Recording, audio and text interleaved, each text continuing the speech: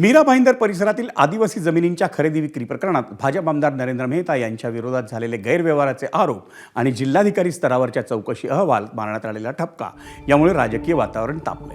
या प्रकरणी ठाणे जिल्हाधिकारी श्रीकृष्ण पांचाळ यांच्या अध्यक्षतेखाली चौकशी समिती नेमण्यात आली होती। जिल्हाधिकाऱ्यांनी महसूल मंत्री चंद्रशेखर बावनकुळे यांना आपला अहवाल सादर केलाय। त्यात जमीन व्यवहाराबाबत आक्षेप नोंदवण्यात आल्याची माहिती आहे। एका प्रकरणात मूळच्या आदिवासींच्या जमिनी परवानगी घेऊन गैर आदिवासी करण्यात आल्या, पण दुसऱ्या प्रकरणात हितसंबंध असल्यानं सुनावणी देण्यात आली नाही। तसंच तिसऱ्या प्रकरणात तांत्रिक कारणं समोर आल्याची प्रतिक्रिया देताना महसूल मंत्री चंद्रशेखर बावनकुळे यांनी त्याबाबत सांगितलं।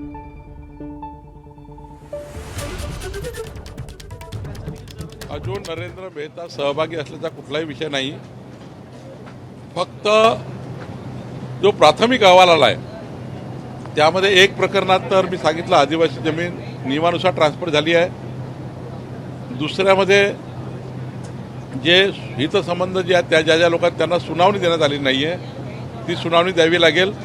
आणि तिसरं काही तांत्रिक अडचणी एका याच्यामध्ये आहे ज्याच्यामध्ये जिल्हाधिकारी यांनी ते परिपूर्ण करून घ्यायचे आहेत। या तीनही अहवाल माझ्याकडे आले आहे। राज्य सरकार तीनही अहवाल स्वीकारेल आणि यावर कारवाई करेल।